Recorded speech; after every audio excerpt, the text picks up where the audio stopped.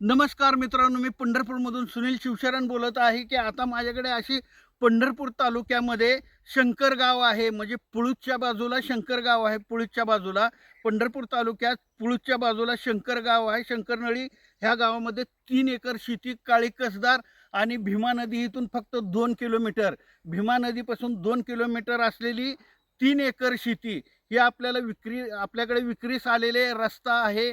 सर्व सोयीनी उपलब्ध आहे. फक्त इथं पाण्याची सोय म्हणजे पडीक रान ठेवल्यामुळे यांनी पाण्याची सोय केली नाही. जर तुम्ही इथं बोर मारलं तर पुष्कळ पाणी आहे.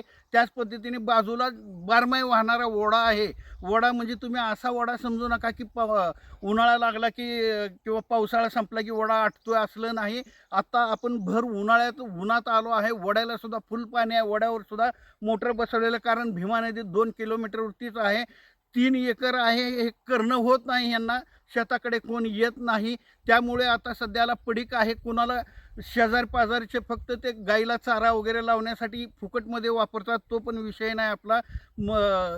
शेतीकडे लक्ष नसल्यामुळे ही शेती विक्रीस काढलेली आहे. काळी कसदार आहे. तर आता मी तुम्हाला शेती दाखवतो आणि नंतर शेतीची माहिती बी देतो. या माझ्या मागे. तर मित्रांनो, हा रस्ता आहे, अधिकृत रस्ता आहे. आणि त्याच पद्धतीने तुम्हाला सांगितला, शेतीला लागून असा ओढा, ही मोटर बसवली आपली नाही, दुसऱ्याचा आहे. पण हा ओढा आहे. हे बघा, कायम पाणी. आपण उन्हाळ्यामध्ये आलो आहोत आता. हे असं पाणी आहे कायमस्वरूपी.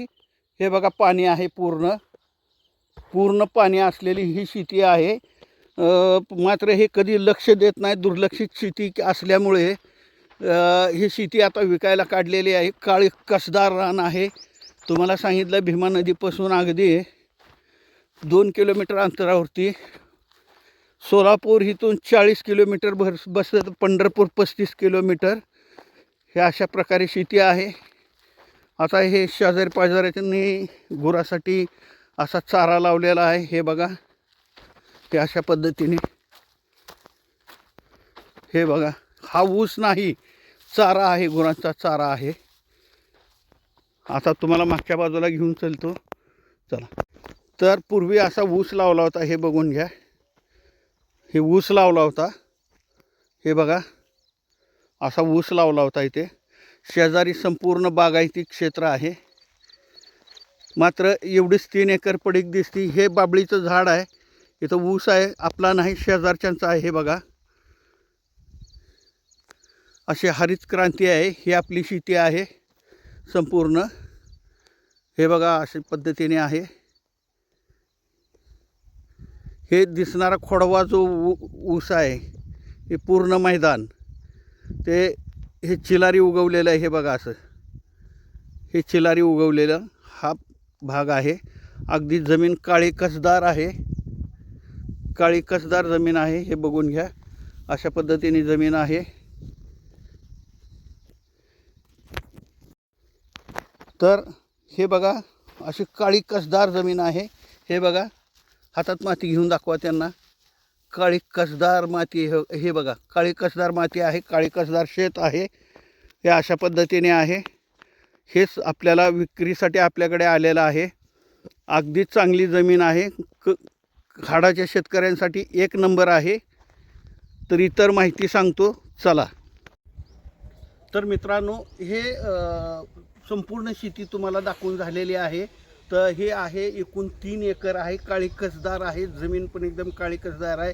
त्या शेतीत करणारं किंवा बघणारं कोण नाही. आजूबाजूला संपूर्ण भीमा नदीचं पाणी आहे. 3 एकर शेतीपासून फक्त 2 किलोमीटर अंतरावरती भीमा नदी आहे. शेतीला लगत लागून वडा वाहतो. कितीही बारमाही उन्हाळा असला तर बारमाही त्या वड्याला पाणी असते. त्या व्हिडिओमध्ये दाखवलेलं आहे तुम्हाला. त्या वड्यात सुद्धा लोकांनी मोटर बसवलेली आहे शेतीला पाणी घेण्यासाठी. आणि बोर पाडल्यानंतर इतकं पर्क्युलेशन आहे, तिथं भरपूर पाणी मिळणार आहे.